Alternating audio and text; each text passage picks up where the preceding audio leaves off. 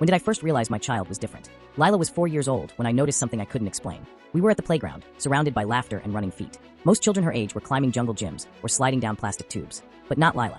She stood perfectly still, eyes closed, her face tilted toward the sky. "Lila, don't you want to play?" I asked gently, placing a hand on her small shoulder. "I am playing, Mommy," she whispered. "I'm listening to the colors." I smiled, thinking it was just a whimsical turn of phrase. But later that evening, she refused to eat her carrots, not because she didn't like the taste, but because she said, "They're screaming too loudly." I began to notice other oddities. She would wince at sounds no one else heard, stare at blank walls as if watching a movie, and occasionally answer questions I'd only thought in my head. One morning, I couldn't find her favorite purple shirt anywhere. "It's in the bottom drawer," Lila said without looking up, "under your old sweater." I opened the drawer, and there it was, exactly as she said. "How did you know that?" I asked, stunned. "Grandma told me," she replied casually. My mother had died 6 months before Lila was born. That night, I moved the rocking chair out of her room. By morning, it was back in its place. No one else had been in the house. Then her preschool called me in. "Lila is a sweet child," her teacher said carefully, "but she's been upsetting the other children." She told me how Lila had approached a little boy and gently told him his father wasn't coming home.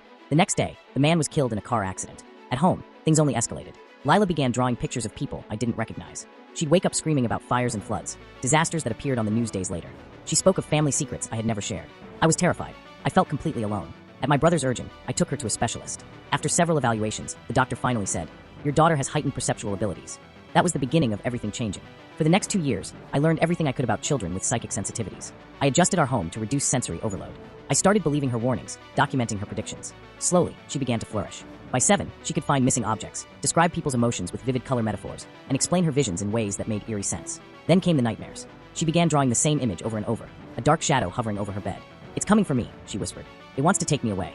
I sought out spiritual advisors, paranormal researchers, medical experts. No one had answers. I began to doubt myself. Had I nurtured this too far? Should I have treated her like any other child? My entire belief system unraveled. I had once lived in a world of logic and reason. Now, I found myself sleeping beside her bed, guarding her from something I couldn't see. What kind of universe gives a child the ability to see such beauty and such horror, and then leaves her defenseless? As the months passed, she grew quieter, withdrawn. Medications made her distant, dulled her vibrant mind. One night, as I tucked her in, she grabbed my hand with surprising strength. Her eyes, for the first time in weeks, were sharp and clear. "Mommy," she said, "I need to tell you something important." "What is it, sweetheart?" I asked, my voice tight with fear. "I'm not going to be here much longer," she said calmly. "But it's okay. I'm just going home." "This is your home," I whispered, trying not to cry. She gave me a soft, knowing smile. "I was only borrowed. They're coming to take me back soon."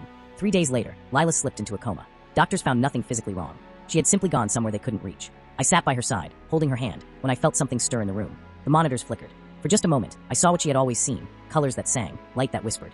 She took her last breath as a soft purple glow filled the room. At her funeral, I placed her drawings in the casket, not because she needed them, but because finally I understood. Her perception wasn't wrong or frightening. It was beautiful. It was.